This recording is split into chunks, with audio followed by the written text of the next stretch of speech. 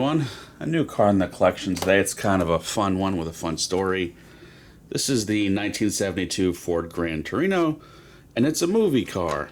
And diecast companies the past couple years have done some fun things. I'm mainly referencing KK Scale, a brand I've shown a few times, where a movie car typically means in the olden days there would be packaging that would denote whatever movie the car was from, but they'd have to pay licenses and fees and all these things, and that was kind of baked into the retail of the car.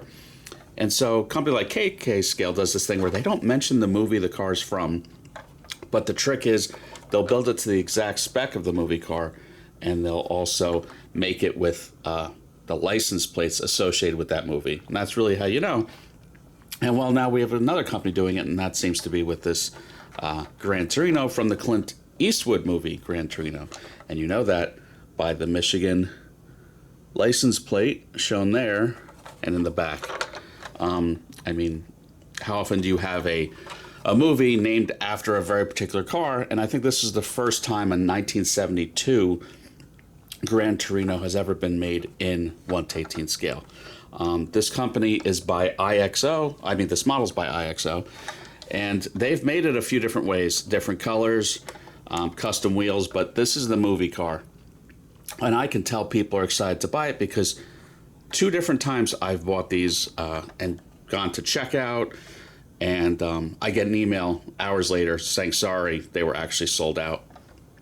Retails about 100-ish. Every time I bought it for under $100, again, it was selling out. This I got at 5 Diecast, and it was $104. Which, I don't know, it's sealed die-cast, does not open. It is heavy, it is metal, and it came with a pretty beat-up box, which you'll see in a moment, and they did refund me over 40%, so I paid about $62, so that price I'm not mad at. I think the quality is fine for sealed die-cast. The wheels are okay. You do actually see when the wheels spin, you could actually make out the brakes behind it, which is nice. A lot of companies just make these like sealed up flat wheels, so that's kind of nice. Let's see if that little mark comes off. But it had a bit of a rough journey. The mirrors were not on it by the time I got it, but relatively easily fixed up. The interior, you're not going to see carpeting, nothing like that. But again, it represents pretty well. I wish there was a little bit of texture on the vinyl top. It's just painted here.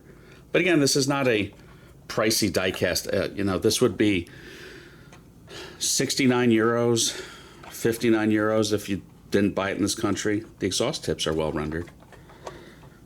Underneath, not too much detail. I mean, there were a lot of different V8 engines offered in these. 302s, 351 Clevelands, Windsors, 400 cubic inches up to 429s. Most of these were 351s though.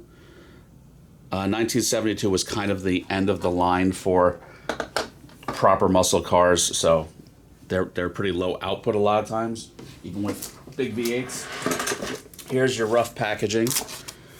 Again, the box got a little beat up to the point of puncture holes, and the display is marked, Ford Gran Torino Sport 2-door in 1972. But yeah, I mean, the movie collection is my favorite part of the collection, so this was kind of a must-have for me. No one else is making this. I don't know if anyone else will. And by not marketing it as the car from Gran Torino, you save a few bucks. So if you can score one, I think it's worth it. I have a prediction that these will sell out almost everywhere, and you'll start seeing them for a couple $100s or more on eBay. So keep an eye out for that. But that's it for this week. Everyone have a good one. Please like and subscribe.